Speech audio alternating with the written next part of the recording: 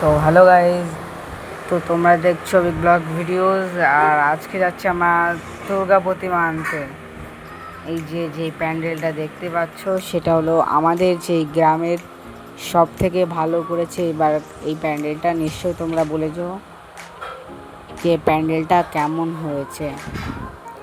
এই যে সামনে গিয়ে একটু সামনে গিয়েই আর একটা প্যান্ডেল, এই প্যান্ডেলটা খুব ভালো।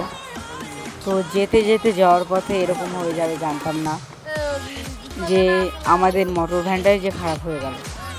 তো এরা বারবার বলছে যে ভিডিও বানাস না, তাও আমি এদের আমার ভিডিওতে নিয়েছি। তো এইবারটা ডাইরেক্ট গিয়ে ধানতলা বাজারকে দেখা হচ্ছে।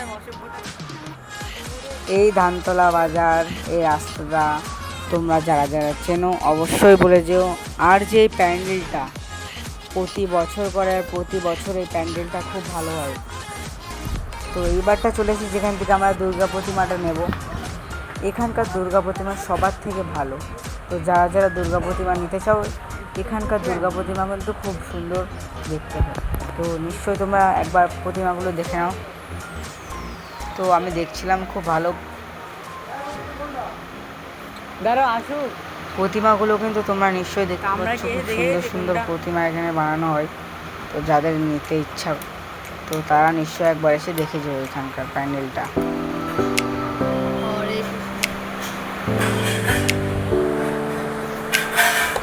তো সাইডে এই যে ঠাকুরটা দেখতে পাচ্ছ, খুব ভয়ানক লাগছে, যদিও সবে বানাচ্ছে এগুলো।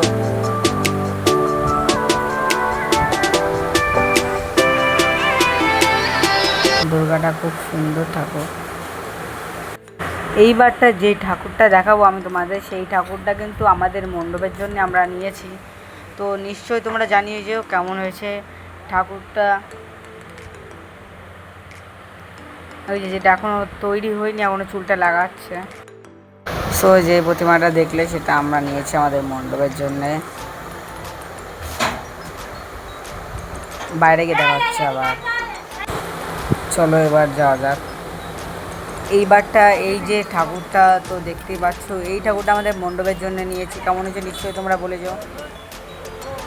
এইবারটা আর এই যে আবহাওয়াটা না খুব ভালো লাগছে, বারবার যে পুজো পুজো মনে হচ্ছে, তো খুব সুন্দর লাগছে। তো এইবারটা ঠাকুরটাকে তুলতে সবাই মিলে তোলা কমপ্লিট। তো কেমন লাগলো ভিডিওটা নিশ্চয়ই জানিয়ে যেও, লাইক করে দিও সবাই।